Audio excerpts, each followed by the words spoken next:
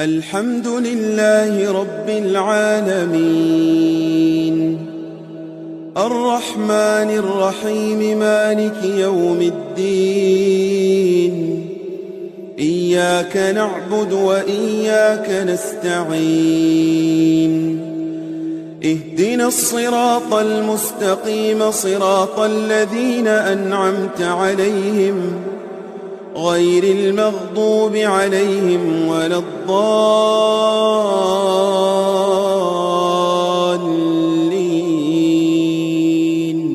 السلام عليكم ورحمة الله وبركاته.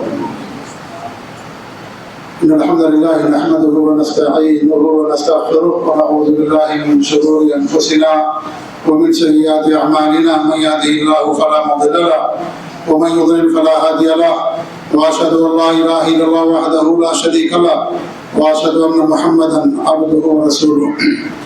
يا أيها الذين آمنوا اتقوا الله حق تقاته ولا تموتن إلا وأنتم مسلمون. يا أيها الناس اتقوا ربكم الذي خلقكم من نفس واحدة وخلق منها زوجها وبث منهما رجالا كثيرا ونساء، واتقوا الله الذي تساءلون به والأرحام إن الله كان عليكم رقيبا. يا أيها الذين آمنوا اتقوا الله وقولوا قولا سديدا يصلح لكم أعمالكم ويغفر لكم ذنوبكم، ومن يطع الله ورسوله فقد فاز فوزا عظيما. أما بعد، فإن خير الحديث كتاب الله، وخير الهدي هدي محمد صلى الله عليه وسلم، وشر الأمور محدثاتها، وكل محدثة بدعة، وكل بدعة ضلالة. قال الله تبارك وتعالى في كتابه المجيد: واتقوا فتنة لا تصيبن الذين ظلموا منكم خاصة. وقال في موضع آخر: واعلموا أنما أموالكم وأولادكم فتنة وإلينا ترجعون. وقال رسول الله صلى الله عليه وسلم: بادروا بالأعمال فتنا كقطع الليل المظلم، يصبح الرجل مؤمنا ويمسي كافرا، ويمسي مؤمنا ويصبح كافرا، يبيع دينه بعرض من الدنيا. رواه الإمام مسلم في صحيحه.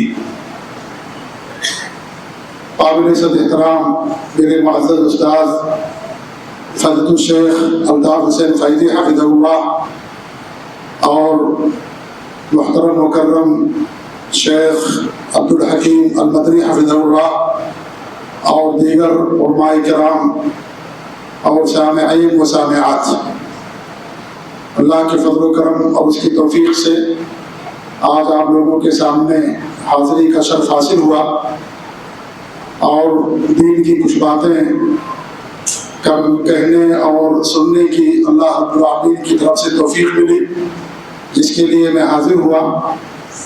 میں شیخ عبدالحکیم مدنی حفظہ اللہ اور اپنے استاد محترم اور دیگر ذمہ داران جن کی طرف سے آج کے اجلاس یا پروگرام منعقد ہوا ہے، ان سب کا شکریہ ادا کرتا ہوں، اور اللہ تعالیٰ سے دعا کرتا ہوں کہ اللہ رب العالمین ان کی کوششوں کو قبول فرمائے، اور آپ جو لوگ حاضر ہوئے ہیں ان کی حاضری کو قبول فرمائے، ہم سب کے گناہوں کا مغفرت کا ذریعہ اور سبب بنائے، آمین رب العالمین۔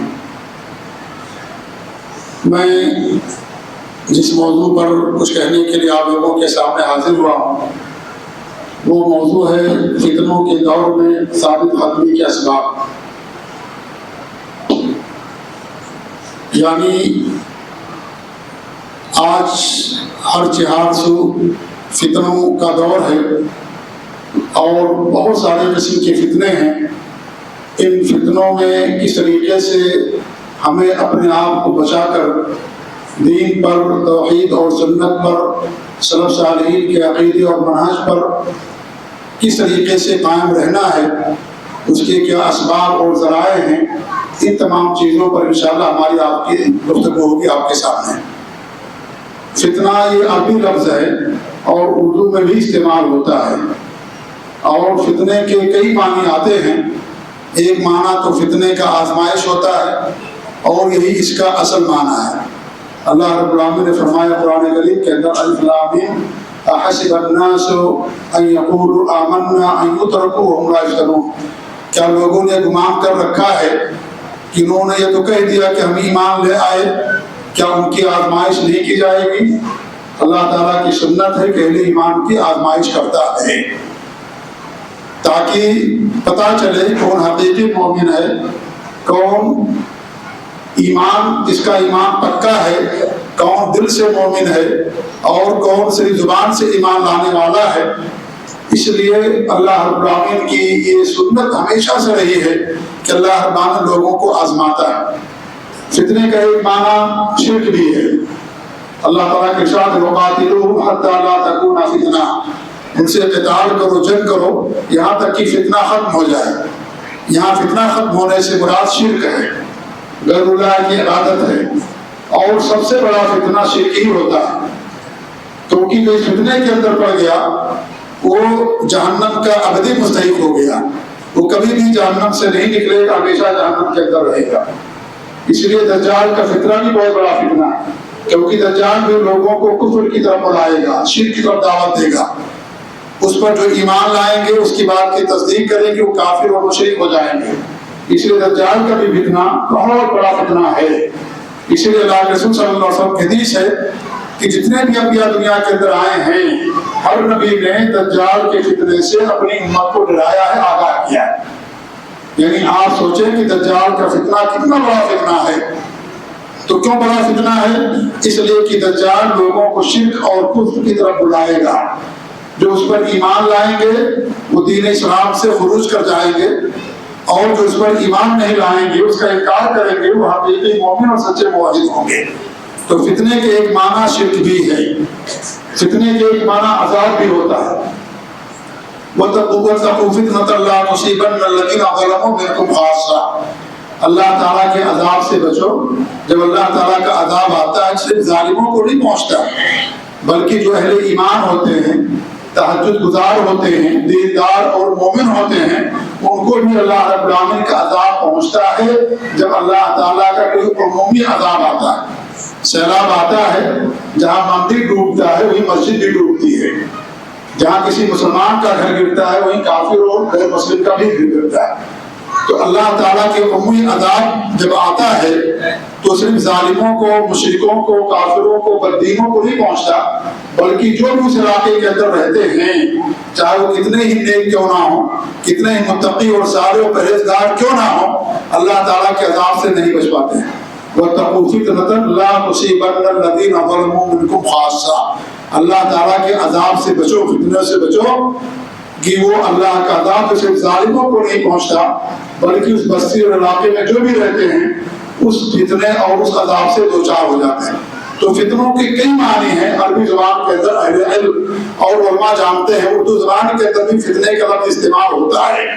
یہاں ہماری مراد یہ ہے کہ فتنوں کے دور سے کہ وہ فتنہ یا ہر وہ چیز جو انسان کو اللہ تعالیٰ کے دین سے دور کر دے، اللہ کی عبادت و بندگی سے دور کر دے، غافل کر دے، آخرت کی فکر اس کے دل سے نکال دے، اور جو دنیا دار بن کر کے رہ جائے، اللہ تعالیٰ کی جو نعمتیں اسے حاصل ہوں، ان نعمتوں کو اللہ رب العالمین کی اطاعت اور بندگی میں لگانے کے بجائے اللہ رب العالمین کی نافرمانی اور اس کی معصیت میں لگائے، ان تمام چیزوں کو فتنے کہا جاتا ہے۔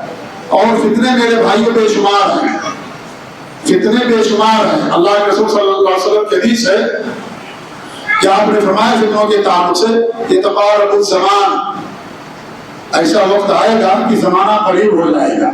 زمانہ قریب ہونے سے مراد یہ ہے کہ زمانہ بڑی تیزی کے ساتھ گزرے گا۔ آج دیکھیے زمانہ اتنی تیزی کے ساتھ گزرتا ہے کہ انسان کو احساس تک نہیں ہوتا جی، اور انسان مصروف ہو گیا ہے، دنیا کے اندر مصروف ہے، کام کے اندر مصروف ہے، اور تجارت کے اندر، صحت و حفظت کے اندر مصروف ہے، اور وہ بڑی تیزی کے ساتھ نکلتا جا رہا ہے۔ تو زمانہ قریب ہو جائے گا کہ وقت بڑی تیزی کے ساتھ نکلے گا۔ وَتَكْثُرُ الْفِتَنُ، اور فتنے بہت زیادہ ہو جائیں گے۔ وَيَكْثُرُ الْحَرَجُ، اور حرج بھی بہت زیادہ ہوگا۔ لوگوں نے پوچھا کہ حرج کا کیا معنی مطلب ہے، تو ہمارے نبی نے فرمایا کہ قتل، یعنی قتل زیادہ ہو جائے گا، عام ہو جائے گا۔ قتل کرنے والے کو نہیں معلوم ہوگا کہ میں اسے کیوں قتل کر رہا ہوں، اور جسے قتل کیا جائے گا اسے بیچارے کو پتا نہیں ہوگا کہ مجھے کس جرم کی سزا دی جا رہی ہے اور کس جرم پر مجھے قتل کیا جا رہا ہے۔ آج وہی صورتحال ہے، چند پیسوں کی وجہ سے انسان کی جان چلی جاتی ہے۔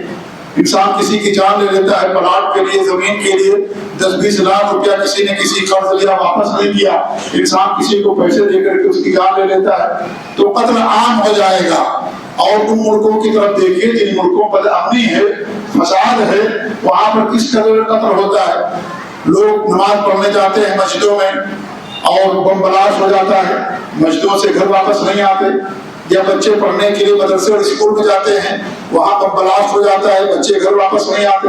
یہ اس طریقے سے انسان سفر پر گیا، کوئی کام کرنے کے لیے گیا، سودا سلف لینے کے لیے گیا اور گھر واپس نہیں آتا، انسان کا قتل ہو جاتا ہے۔ ہمارے نبی نے فرمایا کہ جب قیامت قریب ہوگی تو قیامت کی نشانیوں میں سے آپ نے فرمایا کہ قتل بہت زیادہ عام ہو جائے گا۔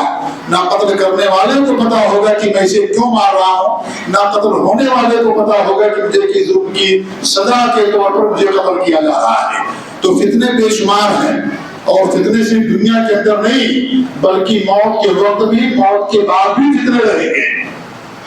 اس لیے ہر انسان، ہر نمازی تشہد کے اندر سلام پھیرنے سے پہلے جو دعا پڑھتا ہے اس نے کیا دعا پڑھتا ہے؟ اللہ معنی اعوذ بک من فتنۃ المحیا والممات، اللہ تعالیٰ میں موت اور زندگی کے فتنوں سے تیری پناہ چاہتا ہوں۔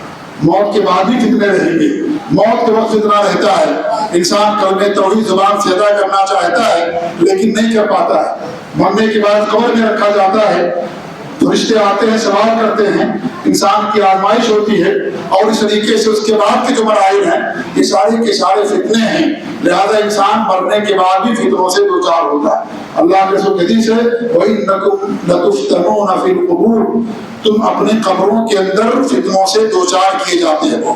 تو فتنوں کا تعلق صرف دنیا سے نہیں ہے بلکہ دنیا کے بعد بھی، مرنے کے بعد بھی جو برزخی زندگی ہے اس وقت بھی انسان فتنوں سے دوچار ہوگا اور فتنوں سے انسان محفوظ نہیں ہوگا۔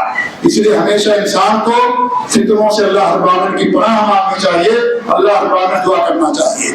فتنے بے شمار ہیں، ان فتنوں کو سمجھنے کے لیے آسانی سے ہم اسے دو حصوں میں تقسیم کر سکتے ہیں۔ ایک قسم یہ حصہ اس کا تعلق دنیا سے ہے، دنیا کے فتنوں کو شہوات کے فتنے کہا جاتا ہے۔ وہ تمام فتنے جن کا تعلق دنیا سے ہے، دنیا کی زندگی سے ہے، ان تمام فتنوں کو شہوات کے فتنے کہا جاتا ہے۔ اس کا تعلق شہوت سے ہے، مال کا فتنہ، بیوی کا فتنہ، اولاد کا فتنہ، جائیداد اور منصب کا فتنہ، شراب اور کباب، دنیا کی جتنی بھی ساری چیزیں ہیں جو انسان کو اللہ تعالیٰ کے دین سے دور کرے، غافل کر دیں، ایسے تمام فتنوں کو شہوات کے فتنے یا دنیا کا فتنہ کہا جاتا ہے۔ دنیا کے فتنوں میں سب سے بڑا فتنہ عورت کا ہے، اس سے بڑا کوئی فتنہ نہیں ہے، عورت سے کوئی بڑا فتنہ۔ اللہ کے رسول صلی اللہ علیہ وسلم کی حدیث ہے کہ ما ترکت بعد فتنة اضر على الرجال من النساء، سے بخاری کی حدیث ہے۔ کیا فرماتے کہ میں اپنے بعد جو سب سے بڑا فتنہ جو مردوں کے لیے نقصان دہ ہے عورتوں کا فتنہ ہے، سب سے بڑا فتنہ ہے۔ مرد عورت کے لیے بڑا فتنہ ہے، عورت مرد کے لیے بہت بڑا فتنہ ہے، دونوں ایک دوسرے کے لیے فتنہ ہوتے ہیں، اور اس فتنے کا تعلق دنیا سے ہے، اس لیے عورت کا فتنہ بہت بڑا فتنہ۔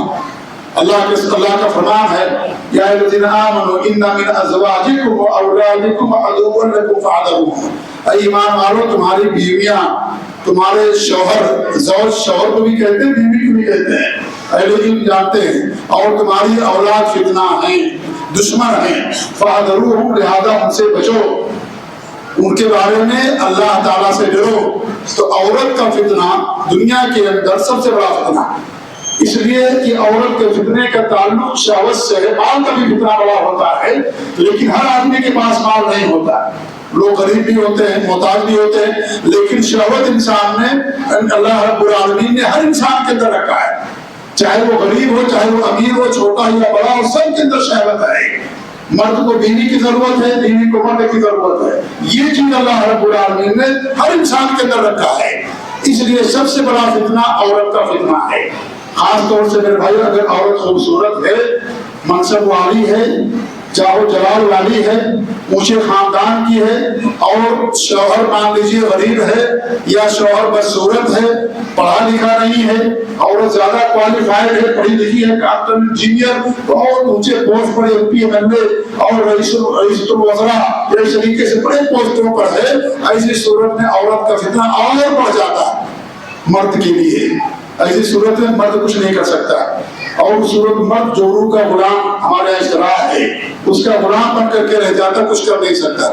اس کی خوبصورتی کے فطرے میں، اس کے منصب کے فطرے میں انسان اپنی بیوی ہی کا ہو کر کے رہ جاتا ہے، اور اپنے خاندان، اپنے معاشرے، ماں باپ، بھائی بہن، تمام لوگوں کو چھوڑ دیتا ہے۔ اس لیے عورت کا فتنہ بڑا فتنہ ہوتا ہے۔ اسی لیے دیکھیے جس گھر کے اندر جب تک شادیاں نہیں ہوتی ہیں اس وقت تک گھر کے اندر کوئی فتنہ نہیں رہتا، کوئی لڑائی جھگڑا نہیں ہوتا۔ جیسی شادی ہوتی ہے، شادی کے بعد دیکھیے لڑائی جھگڑا شروع ہو جاتا ہے۔ بیوی کہتی ہے میں تمہارے باپ کو کھانا پکا کر کے نہیں کھلا سکتی، میں تمہارے باپ کے ساتھ، ہماری ماں کے ساتھ، بھائی بہن کے ساتھ نہیں رہ سکتی، آپ کو مجھے رکھنا، میری الگ گھر دو تب میں رہوں گی، ورنہ تمہارے ماں باپ کے ساتھ نہیں رہوں گی میں۔ بڑے فتنے پیدا ہو جاتے ہیں شادی کے بعد، عورتوں کے فتنہ بہت بڑا فتنہ ہوتا ہے۔ اس لیے عورتوں کا فتنہ میرے بھائیوں بہت بڑا فتنہ ہے۔ اللہ کے رسول صلی اللہ علیہ وسلم کی حدیث ہے کہ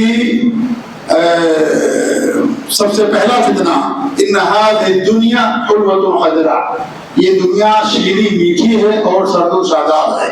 وان الله مستخلفكم فيها، اللہ رب العالمین اس دنیا کے اندر تمہیں ایک دوسرے کا جانشین بنانے والا ہے۔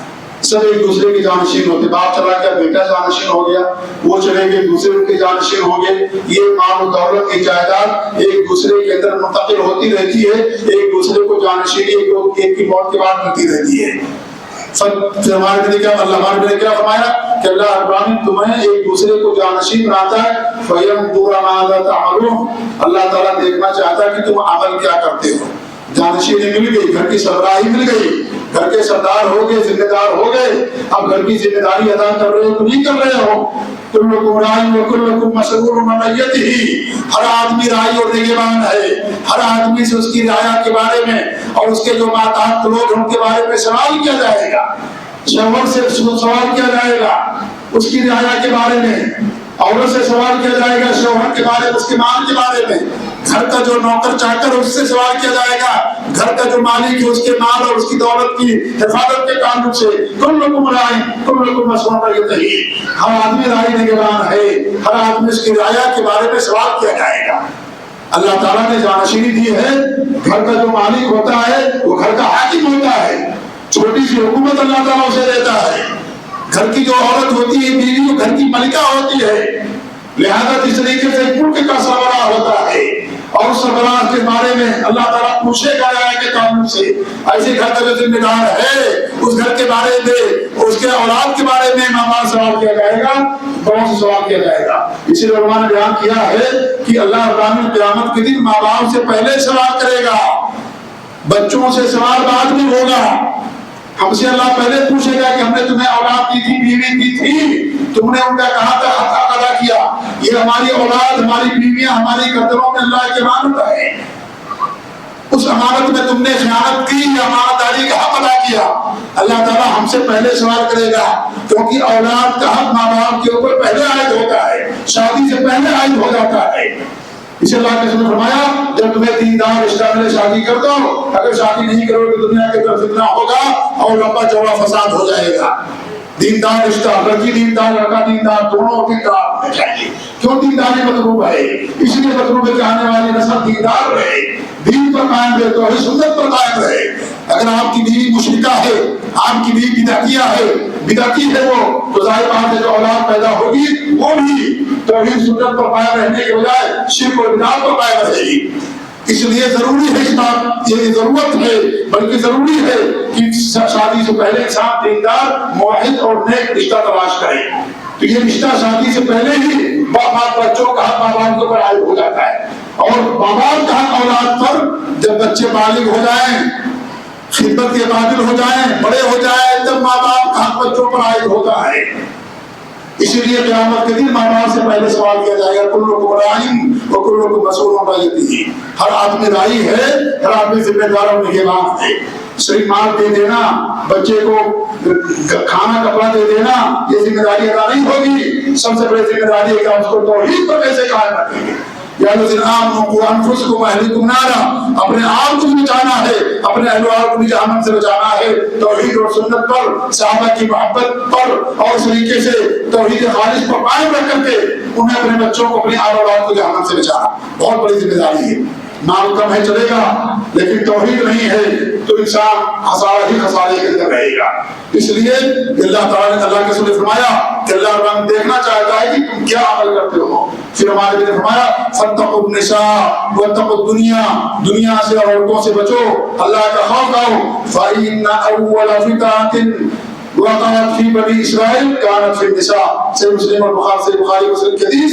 کیا فرماتے ہیں کہ سب سے پہلا فتنہ جو بنو اسرائیل کے اندر واقع ہوا وہ عورت سے متعلق تھا، اور یہ دنیا کا فتنہ ہے، کیونکہ دین کا فتنہ نہیں، یہ دنیا کا فتنہ ہے عورت. اور شاید عورتیں بھی آئی ہوئی ہیں، آپ بھی لوگ یہاں پر بس بیٹھے ہوئے ہیں، یہ نہ سمجھے کہ ساری عورتیں ایسی ہی ہوتی ہیں. میں اکثر عورتوں کا ذکر کر رہا ہوں، یہ فتنہ ہوتی ہیں، گھر کی بربادی کا ذریعہ اور سبب بن جاتی ہیں. لیکن بہت ساری عورتیں ایسی بھی ہیں جن کے ذریعے سے گھروں کی اصلاح ہوتی ہے، بچوں کی دینی تربیت ہوتی ہے، بگڑا ہوا گھر سمجھ جاتا ہے. اور جس گھر کے اندر بدعات اور خرابات اور شرک ہوں، اگر کوئی معاہدہ اہل توحید خاتون آتی لڑکی آتی ہے، پورے گھر کی اصلاح ہو جاتی ہے، پورا گھر جنت کا باغ بن جاتا ہے. تو ایسی بھی عورتیں دنیا کے اندر بے شمار ہیں. لیکن عمومی طور پہ دیکھا گیا ہے کہ عورتوں کے آنے کی وجہ سے گھر کے اندر بگاڑ کا ماحول پیدا ہو جاتا ہے. اس لیے سب سے بڑا فتنہ عورت کا فتنہ ہوتا ہے. عورت کے بعد بڑا فتنہ مال کا فتنہ ہے. مال کا فتنہ بھی بہت بڑا فتنہ ہوتا ہے. میں نے قرآن کریم کی ایک آیت پڑھی آپ نے، آپ کے سامنے. اللہ فرماتا ہے کہ وَاعْلَمُوا أَنَّمَا أَمْوَالُكُمْ وَأَوْلَادُكُمْ فِتْنَةٌ، کہ جان لو کہ تمہارے اولاد، تمہاری مال اور تمہارے بچے فتنہ ہیں. وَإِلَيْنَا تُرْجَعُونَ، اور تم ہماری طرف پلٹ کر کے آؤ گے، سب کو پلٹایا جائے گا ہماری طرف. تو مال بھی فتنہ ہے. اللہ کے رسول صلی اللہ علیہ وسلم کی حدیث ہے إِنَّ لِكُلِّ فِتْنَةٍ أُمَّةٌ وَفِتْنَةُ أُمَّتِي الْمَالُ. ہر امت کا ایک فتنہ ہوتا ہے. ہماری امت کا جو فتنہ ہے سب بڑا فتنوں میں کہ ہماری امت کا جو فتنہ وہ مال کا فتنہ. امام البانی نے صحیح ترغیب کے اندر اس حدیث کو بیان کیا، جس سے معلوم ہے کہ مال کا فتنہ بھی بڑا فتنہ ہوتا ہے. مال کی وجہ سے انسان دین چھوڑ دیتا ہے، اور اس طریقے سے جب انسان کے پاس مال آتا ہے تو انسان دین سے دور ہوتا جاتا ہے. جب تک انسان کے پاس مال کی کمی ہے، نمازوں کا پابند ہے، پہلی سب کے اندر رہتا ہے، جب مال آ گیا دھیرے دھیرے مسجد سے دور ہوتا چلا جاتا ہے. میرے بھائی جان لیجیے کہ اللہ رب العالمین کی طرف سے مہلت ہے. اللہ کے رسول صلی اللہ علیہ وسلم کی حدیث ہے کہ اللہ رب العالمین اگر کسی بندے کو دنیا دیتا ہے اور وہ معصیت پر قائم ہے تو جان لو کہ اللہ رب العالمین کی طرف سے اس کے لیے بھی گئی ہے.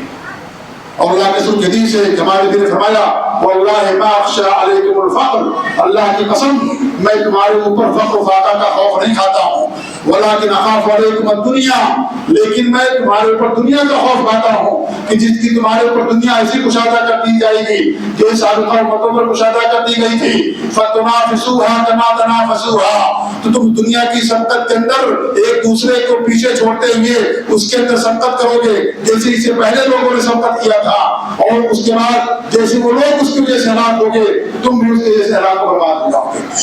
تو یہ مال بھی، یہ دنیا بھی بہت بڑا فتنہ ہے میرے بھائیوں. اولاد بھی فتنہ ہوتے ہیں، اولاد بھی فتنہ ہوتے ہیں. اولاد بھی ماں باپ کے لیے دین سے دوری کا ذریعہ بن جاتے ہیں، اور ایک باپ یا ماں اپنے بچے کی خوشی میں شریعت کو پامال کر دیتے ہیں اور حرام کاموں کا انتقام کر بیٹھتے ہیں. اس لیے اولاد بھی فتنہ ہے. سورہ جمعہ کے دن سورہ کہف کی تلاوت کرنا مسنون ہے. اس سورت کے اندر اللہ رب العالمین نے حضرت موسیٰ اور حضرت خضر کا واقعہ بیان کیا ہے. حضرت خضر علیہ السلام نے ایک معصوم چھوٹے بچے کو قتل کر دیا تھا. جانتے کو قتل کیا تھا، اس لیے قتل کر دیا تھا جیسا کہ خود انہوں نے بیان کیا کہ یہ بعد میں بڑا ہو کر کے اپنے ماں باپ کے لیے دین سے دوری کا ذریعہ بن جاتا، کفر کا ذریعہ بن جاتا، اور زیادتی اور طغیان اور سرکشی کا ذریعہ بن جاتا. اس لیے اللہ رب العالمین نے وحی کے ذریعے سے حضرت خضر کو بتایا اور حضرت خضر علیہ السلام نے ان کو قتل کر دیا. تو اولاد بچے بھی فتنہ ہوتے ہیں. کتنے لوگ ہیں جو اپنے ماں بچوں کی خوشی میں شریعت کو بالائے طاق رکھ دیتے ہیں، گناہوں اور معصیت کا ارتکاب کرتے ہیں. چونکہ بچہ کہہ رہا ہے، بچے کی خوشی میں انسان سب کچھ چھوڑ دیتا ہے، دین اور شریعت کو چھوڑ دیتا ہے۔ تو اولاد بھی میرے بھائیوں ایک بہت بڑا فتنہ ہے۔ اگر ہم نے اور آپ نے اپنی اولاد کی صحیح تربیت کی، توحید اور سنت کو قائم رکھا اور اس طریقے سے ان کو دین اور شریعت پر قائم رکھا، یہی اولاد ہمارے لیے دعا کرے گی اور یہی اولاد ہمارے جنت میں جانے کا ذریعہ اور سبب بنے گی۔ لیکن انہی اولاد کا حق اگر ہم نے ادا نہیں کیا اور اس طریقے سے وہ برباد ہو گئے اور ان پر توجہ نہیں تھی، ہم نے کھانے کپڑے کا اور صرف تعلیم کا انتظام کیا لیکن دین کا انتظام نہیں کیا، تو میرے بھائی بچے ہمارے لیے قیامت کے دن ہمارے لیے وبال جان بن جائیں گے۔ یہ امانت ہماری گردنوں میں، لہذا اولاد کی تربیت کرنا یہ بہت اہم ضروری چیز ہے کہ اپنے بچوں کا ہم ادا کریں تاکہ قیامت کے دن اللہ رب العالمین کے سامنے سرخرو ہو سکے۔ تو اولاد بھی فتنہ، بے شمار فتنے کی فتنوں کا تذکرہ کیا جائے، انٹرنیٹ کا فتنہ، موبائل کا فتنہ اور اس طریقے سے بہت سارے فتنے ہیں جو ہمارے معاشرے کے اندر آئے ہیں۔ نئے فتنوں میں انٹرنیٹ کا فتنہ بہت بڑا فتنہ میرے بھائی ہے، بہت بڑا فتنہ انٹرنیٹ۔ آج انٹرنیٹ کی وجہ سے، موبائل کی وجہ سے لوگ اذانیں ہوتی ہیں، نماز ہوتی رہتی ہے، لوگ اپنے موبائل میں مصروف رہتے ہیں، انٹرنیٹ مصروف رہتے ہیں اور اس طریقے سے نماز پڑھنے کے لیے مسجد کے اندر نہیں آتے۔ یہ بھی بہت بڑا فتنہ انٹرنیٹ کا۔ آج پوری دنیا انٹرنیٹ کی یا پوری دنیا ایک چھوٹے سے موبائل کے اندر سم ہو گئی ہے، پوری دنیا ایک گاؤں بن گئی ہے۔ جیسے ایک آدمی گاؤں میں رہتا ہے، گاؤں کے ہر فرد کو جانتا ہے، ایسی پوری دنیا جو ہے کہ گاؤں بن گئی ہے اور آپ کے موبائل کے اندر پوری دنیا سما کر کے رہ گئی۔ لہذا یہ بھی ایک بہت بڑا فتنہ ہے۔ آپ دیکھیں لوگ چیٹنگ کرتے ہیں، فیس بک ہے، واٹس ایپ ہے، سوشل میڈیا ہے، اسلام ہے، پتہ نہیں کیا کیا ہے، ساری چیزیں انسان اسی کے اندر پورا وقت گزار دیتا ہے۔ اللہ کے رسول صلی اللہ علیہ وسلم کی حدیث ہے کہ آپ نے فرمایا کہ قیامت کے دن آپ نے فرمایا کہ لوگ حاضر ہوں گے، ایسے لوگ جن کے اعمال اور نیکیاں تہامہ پہاڑی کے برابر ہوں گی، لیکن اللہ رب العالمین ان کے تمام اعمال کو ذرات کی شکل بنا دے گا۔ یہ واقعی حدیث میں بھائیو ہم سب کے لیے لمحہ فکریہ ہے۔ آج جو ہم تنہائی میں بیٹھ کر کے، خلوت میں بیٹھ کر کے، موبائل اور انٹرنیٹ میں بیٹھ کر کے ہم جو گندی چیزیں دیکھتے ہیں، یہ حدیث ہمارے لیے، آپ کے لیے، ہر شخص کے لیے جو اللہ تعالیٰ کا حق ادا نہیں کرتا، وقت کی قدر و قیمت نہیں جانتا اور اس طریقے سے اپنے وقت کو برائی میں صرف کرتا ہے، یہ حدیث اس آدمی کے لیے فکریہ ہے۔ ہمارے بھی صلی اللہ علیہ وسلم فرماتے ہیں کہ قیامت کے دن تہامہ جیسے پہاڑ جو بہت کافی دوری پر واقع ہیں، نیکیاں اور عبادات کا پہاڑ لے کر جائیں گے، لیکن اللہ تعالیٰ قیامت کے دن ان کے سارے اعمال کو ذرات کی شکل بنا دے گا۔ ہمارے نبی فرمایا کہ کون لوگ ہیں وہ؟ صحابہ کرام نے پوچھا کہ ہماری امت کے لوگ ہوں گے، ہماری زبان بولنے والے ہوں گے، ان کی شکل بھی ہماری شکل جیسی ہوگی، لیکن جب وہ تنہائی میں ہوتے تھے انتہکوا محارم اللہ، اللہ رب العالمین کے حرام کردہ چیزوں کا پردہ چاک کر دیا کرتے تھے، حرام چیزوں کا ارتکاب کیا کرتے تھے، آنکھ کا زنا کرتے تھے اور گندی چیزیں، گندی فلمیں دیکھتے تھے، حرام کام کیا کرتے تھے اور حرام چیزیں کیا کرتے تھے، تنہائی میں لوگوں کے سامنے نہیں، خلوت کے اندر بیٹھ کر کے۔ کیا وہ سمجھتے تھے کہ اللہ العالمین باپ بے خبر ہے، کہ اللہ العالمین سامنے والا نہیں ہے؟ آپ خلوت میں اکیلے بیٹھ کر کے لوگوں سے چھپ کر کے آپ اللہ تعالیٰ کی حیا کہاں گئی، اللہ کی شرم کہاں گئی؟ اللہ العالمین ہر چیز پر مطلع ہے، ہر چیز اللہ العالمین آگاہ ہے۔ ہماری آنکھ کی کنکیوں کو، ہمارے سینوں کے اندر چھپے ہوئے راز کو، تمام چیزوں کو اللہ العالمین جاننے والا ہے۔ ہم منتوں سے چھپ سکتے ہیں لیکن اللہ العالمین سے نہیں چھپ سکتے۔ لہذا جو لوگ تنہائی اور خلوت میں اکیلے میں لوگ سمجھتے ہیں کہ ہم کوئی نہیں دیکھ رہا ہے، دنیا کے سامنے دیندار اور نیک اور نمازی اور تہجد گزار، لیکن تنہائی میں جا کر کے بیٹھتے ہیں تو اس طریقے سے حرام چیزوں کا ارتکاب کرتے ہیں۔ میرے بھائیوں، ہمارے لیے فرمایا کہ اللہ تعالیٰ قیامت کے دن ان کے سارے اعمال نیکیوں کو ذرات کی شکل بنا دے گا۔ اللہ تعالیٰ کا ہم سب کو خوف کھانا چاہیے۔ اللہ رب العالمین اس حالت میں انسان کی موت آ جائے۔ ایک واقعہ میں آپ لوگوں کے سامنے بیان کروں کہ یہ عرب کنٹری کا شاید واقعہ ہے کہ ایک آدمی، کہیں کبھی واقعہ ہو سکتا ہے، ایسے تو ہمارے ملکوں بے شمار لوگ ہیں، بے شمار ایسے لوگ ہمارے ملکوں کے اندر، دنیا کے کونے کونے کے اندر، جب وہ گھر سے نوکری سے آتا اپنے گھر کے اندر روم کو بند کر لیتا اور داڑھی والا، نمازوں کا پابند بھی بنا ہے اور اس طریقے سے موبائل پر نیٹ بیٹھ کر کے گندی فلمیں دیکھتا تھا۔ اچانک ایک مرتبہ ایسا ہوا کہ جیسے گھر کے اندر داخل ہوا، موبائل اس نے اپنا دروازہ بند کیا اور وہ گندی فلمیں دیکھنے لگا۔ اچانک ہارٹ اٹیک ہوا، مر گیا۔ لوگ دروازہ جو ہے، گھر والے دروازہ کھولنے کے لیے کہہ رہے ہیں، دروازہ نہیں کھول رہا ہے۔ لوگوں کو شک ہو گیا، پولیس لائی گئی اور دروازہ توڑا گیا، دیکھا کہ وہ آدمی مرا پڑا ہوا ہے اور اس کے موبائل پر گندی فلم چل رہی ہے۔ گندی فلم چلے، کبھی موت آ سکتی ہے، اس لیے ہمیشہ موت کو انسان کو سامنے رکھنا چاہیے۔ اکثر ذکر حاط باللذات، लज्जतों को तोड़ देने वाली चीज मौत को कसरत से याद करो। ऐसा हो सकता है इसे आज इंटरनेट से बड़ी फहाशी फैल रही है हमारे माशरे के अंदर। एक वाकया में आपको सच्चा वाकया है, दिल दहला देने वाला वाकया है। आज जो फेसबुक के जरिए से चैटिंग करते हैं और इस तरीके से दो लड़का और लड़की एक दूसरे से बातचीत करते चैटिंग करते हैं, दिल दहला देने वाला वाकया मेरे भाइयों कि इंसान शर्म के मारे पानी के अंदर डूब करके मर जाए। एक घर के अंदर एक भाई और एक बहन है, दोनों एक दूसरे की चैटिंग करते थे लेकिन नाम बदल करके, फेसबुक पर नाम बदल करके, उसने अपना नाम कुछ और रखा, इसने अपना नाम कुछ और रखा, दोनों चैटिंग करते थे। बात बहुत आगे निकल गई, ये हुआ कि हम दोनों फला होटल में एक दूसरे से मुलाकात करेंगे, आज तक हमने नहीं देखा, मुलाकात करेंगे। वक्त तय हो गया, होटल तय कर दिया गया कि फला होटल में फला वक्त में हमारी और तुम्हारी मुलाकात होगी। दोनों घर से निकलते हैं अलग अलग वक्त में मिल रहे हो, ना उसको पता है ना उसको पता है। जब जाकर के टेबल पर बैठते हैं तो उसके सामने उसकी बहन होती है और बहन के सामने उसका भाई होता है। पूरी गंदी बातें की पूरे कितने दिनों तक नाउज़ुबिल्लाह मिन ज़ालिक। आज हमारी फहाशी ज़नाकारियां पहुंच चुकी है, आम हो चुकी है। इसे बहुत बड़ा खतरा मेरे भाई करने जिसको हमारे मुआशरे को खोखला करता जा रहा है, तौबाना करता जा रहा है। शर्म की हया की सारी हदें जो है फराक होती टूटी आ रही है और इस तरीके से इंसान बुराई के अंदर और गुनाह और ज़नाकारी और इस तरीके से फहाशी और मुनकरात के अंदर मुबतला होता जा रहा है। ये बहुत बड़ा खतरा इंटरनेट का, ये भी शहवात के फितरों में से एक बड़ा खतरा। ये था मेरे भाइयों शहवात के फितरे, और जिसका ताल्लुक दुनिया से है, बड़ी तेजी के साथ वक्त निकल रहा है। दूसरा जो फितना है उसका ताल्लुक है दुनिया दीन से, जिसे शुबहात के फितने कहा जाता है। दुनिया के फितनों को शहवत से उसका ताल्लुक है। दुनिया के दीन के फितनों का ताल्लुक जो है वो दीन से, इसलिए उसको शुबहात का फितना कहा जाता है। शुबहात का फितना दुनिया के फितनों से बड़ा फितना होता है, बड़ा फितना होता है। क्योंकि एक इंसान जो शहवत करता है, गुनाह का काम करता है, शराब पीता है या ज़नाकारी करता है, सवाब समझ कर नहीं करता है, वो गुनाही समझ कर करता है। अगर वो सवाब समझ कर कर जाए तो इंसान फिर सवाब से निकल जाएगा, क्योंकि इसलिए उसने अल्लाह की हराम करता चीज को हलाल कर दिया। एक इंसान जो शराब नहीं पीता लेकिन अगर वो शराब को हलाल करता है वो जहन्नम का मुस्तहिक बन जाता है, कभी जहन्नम से नहीं निकलेगा। अगर तुमने शराब के खतरा भी नहीं किया तो उसने अल्लाह ताला की हराम करता चीज को हलाल कर दिया। यह अल्लाह रब्बुल आलमीन ने किसी को नहीं दिया है कि फला चीज हराम है फला चीज हलाल है। इसी अल्लाह की हराम करता चीज को अगर कोई हलाल करता है वो शरीयत के दायरे से, दीन के दायरे से निकल जाता, हमेशा हमेशा जहन्नम का मुस्तहिक बन जाता है। अगर जिंदगी भर उसने शराब ना पी हो। लिहाजा ये दीन का जो फितना है ये सबसे बड़ा फितना है, शराब के फितनों से बड़ा फितना है। इंसान शराब पीता है, शराब समझ कर नहीं पीता। इंसान गुनाह करता है, शराब को आज समझ कर नहीं करता, वो समझता है कि मैं गुनाह करता हूँ। एक इंसान नमाज से दूरी अख्तियार करता है, समझता है कि मैं गुनाह का काम करता हूँ, इसलिए उसको शराब समझ कर नहीं करता। लेकिन जो शुरुआत के फितने में मुलव्वस है वो इन तमाम चीजों को, मासियत और नाफरमानी को, कुफ्र और बिदअत और शिर्क को शराब समझ के करते हैं। इसलिए सुबह का फितना शराब के फितने से बड़ा फितना होता है।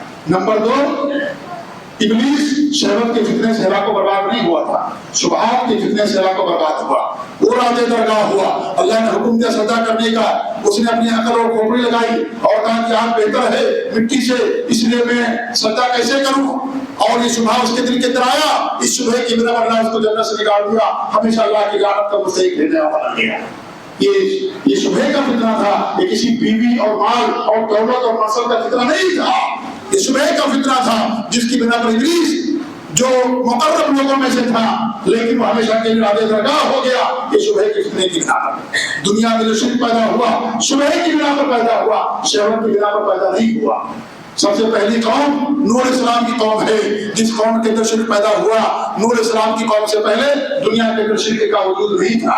तकरीबन 7 सदियों के बाद दुनिया के अंदर शिर्क पैदा हुआ। दुनिया की शुरुआत मुसलमान से हुई, मोहिद से हुई, एक नबी से हुई। उससे पहले और उनके आने के बाद हज़रत नूह की अलैहिस्सलाम की कौम तक तकरीबन 7 सदियों का फासला है। उस वक्त दुनिया के अंदर शिर्क नहीं था। सबसे पहला जो शिर्क पैदा हुआ نوح علیہ السلام کی قوم کے اندر پیدا ہوا وہ بھی شبہ کی بنا پر پیدا ہوا، وہ کسی شہوت، مال اور دولت اور منصب اور شراب و کباب کی بنا پر نہیں بلکہ دین کے اندر اور شبہات کی بنا پر پیدا ہوا۔ انہوں نے کہا کہ ہم تو گنہگار ہیں، ہماری پہنچ اللہ تعالیٰ تک ظاہر نہیں ہو سکتی، لہٰذا تمہارے جو مجسمے ہیں، یہ تمہارے جو اسٹیچوز اور مجسمے ہیں اور تصویریں ہیں تمہارے بزرگوں کی جن کو تمہارے بزرگوں نے بنایا تھا اور مجلسوں کے جو نصب کیا تھا، تمہاری پہنچ اللہ تعالیٰ تک نہیں ہو سکتی، تم ان کا وسیلہ لو، ان کا واسطہ لو۔ اسی واسطے اور وسیلے سے دنیا کے اندر شرک پیدا ہوا۔ پہلے دنیا کے اندر شرک نہیں تھا، بعد میں شرک پیدا ہوا۔ دنیا کے اندر توحید ہی توحید تھی، دنیا میں کوئی مشرک نہیں تھا، کوئی کافر نہیں تھا۔ دنیا کی شروعات مسلمان سے ہوئی ہے، دنیا کی شروعات موحد اور نبی سے ہوئی۔ حضرت آدم علیہ السلام اس دنیا کے پہلے انسان ہیں، پہلے نبی ہیں جو دنیا کے اندر آتے ہیں، اور اس کے بعد 7 صدیوں کے بعد دنیا کے اندر شرک پیدا ہوا۔ اللہ نے علیہ السلام کو بھیجا، انہوں نے 950 سال تک توحید کی دعوت دی، شرک سے ان کو ڈرایا 950 سال تک۔ ہم توحید کا ذکر کرتے ہیں، لوگ ہمیں دعوے دیتے ہیں، اور ہمیشہ توحید کا بیان کرتے ہیں، ہمیشہ شرک کے بارے میں لوگ ڈراتے ہیں۔ کیا کیا جائے؟ یہی بنیاد ہے۔ اگر کسی کی بات توحید خالص نہیں ہے، اتباع سنت نہیں ہے، وہ انسان اپنے آپ کو جہنم سے نہیں بچا سکتا۔ دنیا کا ہر کام کرے، وہ مساجد کی تعمیر کرے، وہ مدرسے بنائے، اسپتال قائم کرے، تہجد گزار ہو، دنیا کا ہر خیر کا کام کرتا ہے، لیکن جب خیر والی توحید جو سب سے بڑا خیر ہے، جو سب سے بڑا معروف ہے، اگر وہ اس کے پاس نہیں ہے، یہ سارے خیر کے کام کرنے کا فائدہ صرف دنیا کے اندر اس کو ملے گا، آخرت کے اندر کچھ بھی نہیں ملے گا۔ کتنا بڑا تہجد گزار کیوں نہ ہو، کتنا بڑا حافظ قرآن کیوں نہ ہو، کتنا بڑا مجدد کیوں نہ ہو، کتنا بڑا محدث کیوں نہ ہو، کتنا بڑا مفسر کیوں نہ ہو، وہ بھی جہنم کے اندر جائے گا اگر توحید پر نہیں ہے۔ مجدد بھی جا سکتا ہے جہنم کے اندر، محدث بھی جا سکتا ہے، مفسر بھی جا سکتا ہے، قاری قرآن بھی جا سکتا ہے، مفسر قرآن بھی جہنم کے اندر جا سکتا ہے، لیکن اگر جہنم کے اندر کوئی نہیں جائے گا تو ایک موحد بھی جائے گا، ایک متبع سنت نہیں جائے گا۔ یہ سب جہنم کے اندر جا سکتے ہیں۔ جہنم کے دروازوں کی طرف بلانے والے دعات ہیں، یہ سب جہنم کے اندر جا سکتے ہیں، لیکن وہ جہنم کے اندر نہیں جائے جو عامل قرآن ہوگا، قرآن و حدیث پر عمل کرنے والا ہوگا، شریعت کا پابند ہوگا۔ حافظ قرآن جا سکتا ہے، عبدالرحمن بن ملجم حافظ قرآن تھا، علی رضی اللہ عنہ کا قاتل، وہ جہنم کے اندر جائے گا۔ ہمارے نبی نے خوارج کے بارے میں فرمایا ہے کہ خوارج جہنم کے کتے ہیں۔ اس لیے جنت میں جانے کی بنیاد ہے توحید خالص اور اپنے آپ کو شرک سے بچانا۔ تو نور علیہ السلام نے 950 سال تک انہیں توحید کی دعوت دی اور شرک سے ڈرایا۔ بہت کم لوگ ایمان لے کر کے آئے۔ عبداللہ بن عباس کہتے ہیں 82-85 لوگ ایمان لے کر کے آئے 950 سال تک۔ کہتے ہیں کہ اہل حدیث بہت کم ہیں، ہم اہل حدیث بہت کم ہیں۔ میرے بھائی یہ معیار نہیں زیادہ ہونے چاہیے، زیادہ، لیکن یہ معیار نہیں، صرف 22 لوگ 82-85 لوگ تھے، وہی اہل ایمان تھے، وہی اہل حق تھے۔ باقی سب کے سب کافر و مشرک رہ گئے اور نور اسلام کی دعوت کو قبول نہیں کیا۔ ان کی کوئی حیثیت نہیں تھی اس جنت غفیر کے سامنے جو پانی کے شراب کے جن کو اللہ نے بول دیا تھا۔ لہذا یہ بڑا زیادہ تعداد میں ہونا یہ کسی کے حق پر ہونے کی دلیل نہیں ہے۔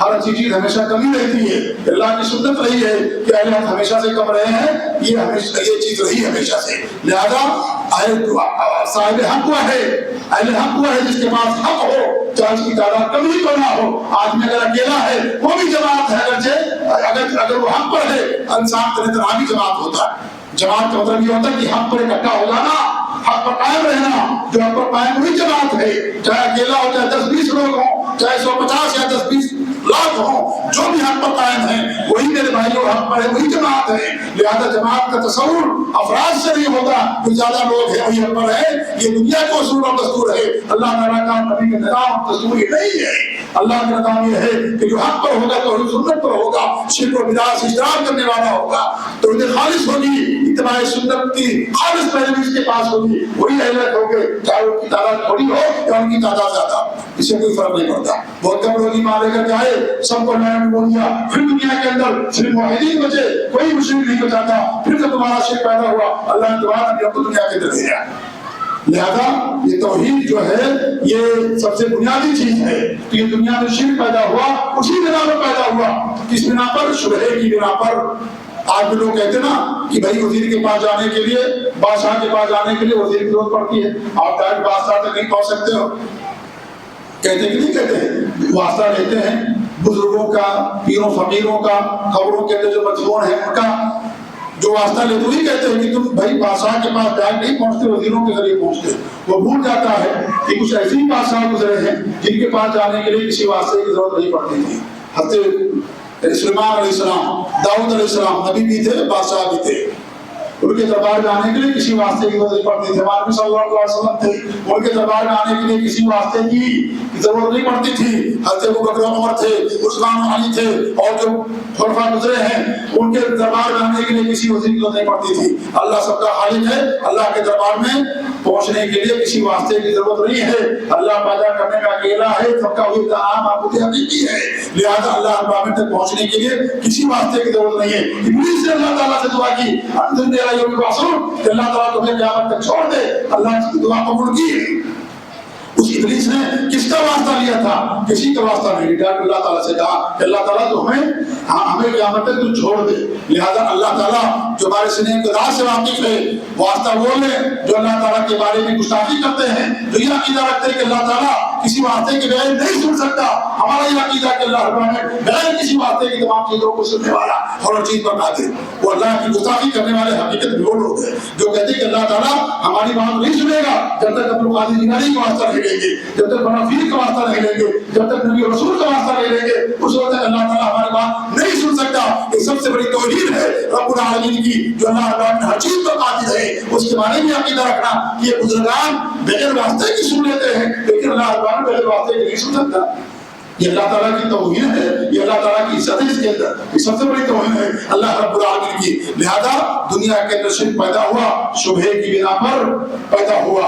اس طریقے سے آپ دیکھیے دنیا کے اندر جتنے سارے فرقے پیدا ہوئے، سارے فرقے شبہات کی بنا پر پیدا ہوئے. کوئی فرقہ شہوت کے نام پر دنیا میں وجود میں نہیں آیا. جو 72 فرقے پیدا ہوئے وہ سارے فرقے شبہے کی بنا پر پیدا ہوئے. چاہے وہ خوارج ہوں، چاہے وہ روافض ہوں، چاہے وہ قدریہ ہوں، چاہے وہ صوفیہ ہوں، چاہے وہ قلانی لوگ ہوں، چاہے اہل بدعت ہوں، جتنے بھی فرقے پیدا ہوئے میرے بھائیوں، وہ تمام فرقوں کی بنیاد شبہات ہیں. شہوت کے نام پر دنیا کے اندر کوئی فرقہ وجود کے اندر نہیں آیا. اس لیے سب سے بڑا فتنہ شبہات کا فتنہ ہے، جس کا تعلق دین سے ہے. ہمارے نے فرمایا 77 امتی الی 73 فرقہ، میری امت 73 فرقوں میں تقسیم ہو جائے گی. یہودی 71 فرقوں میں تقسیم ہوئے، 70 جہنم کے اندر جائیں گے، ایک فرقہ جنت کے اندر جائے گا جو موسیٰ علیہ السلام کی سچی اتباع پیروی کرنے والے، توحید اور سنت پر قائم رہنے والے اور شرک و بدعت کو اختیار کرنے والے تھے، وہی جنت کے اندر جائیں گے. باقی 70 فرقے جہنم کے اندر جائیں گے. نصارہ 72 فرقوں میں تقسیم ہوں گے، 71 جہنم کے اندر جائیں گے، اکثریت جہنم کے اندر جائے گی. اکثریت زیادہ لوگ جہنم کے اندر جائیں گے.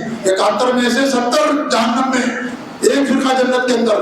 72 میں سے 71 فرقے جہنم کے اندر، ایک فرقہ جنت کے اندر جائے گا. جو عیسیٰ علیہ السلام کو سچا ماننے والا، سچی پیروی کرنے والا، توحید و سنت پر قائم رہنے والا، شرک و بدعت سے دور رہنے والا، وہی فرقہ جنت کے اندر جائے گا. اور ہمارے نبی نے اپنی امت کے بارے میں فرمایا میری امت 73 فرقوں میں تقسیم ہو جائے گی. سب سے زیادہ اختلاف جس امت کے اندر پیدا ہوا نبی کی امت میں. یہودی 71، نصارہ 72، یہ 73 فرقے. 72 فرقے جہنم کے اندر جائیں گے، ایک فرقہ جنت کے اندر جائے گا. بس وہ فرقہ جو نبی کے زمانے سے تھا، جس کی نبی نے تعلیم کی تھی، تربیت کی، تزکیہ کیا، جس نے کہ اللہ رب العالمین نے جنت کا وعدہ فرمایا. صحابہ کرام اور جو ان کے نقش قدم پر چلنے والا ہوگا، ان کے راستے کی پیروی کرنے والا ہوگا، وہ سب کے سب جنت کے اندر جائیں گے. اللہ کے رسول لوگوں نے پوچھا تھا وہ کون سا فرقہ جنت کے اندر جائے گا؟ کہا ما انا علیہ اليوم واصحابی، آج میں جس پر ہوں اور میرے صحابہ ہیں اس اسلام کو ماننے والا وہ جنت کے اندر جائے گا. آج اسلام کے 73 فرقے ہو گئے. نبی کے زمانے میں ایک فرقہ تھا، آج کے زمانے کے اسلام 72 مزید فرقوں میں تقسیم ہو چکا ہے. لوگوں سے تقسیم کر دیا 72 مزید فرقوں میں. نبی کے زمانے ایک ہی فرقہ تھا، فرقہ صحابہ، جس کی ہمارے نبی نے تعلیم و تربیت کی، جو جماعت کی نقش قدم کی پیروی کرے گا وہی جنت کا حقدار ہوگا، باقی کو جنت کے اندر جائے گا. یہ 72 فرقے جہنم کے جائے گا، اکثر جہنم کے اندر جائے گا.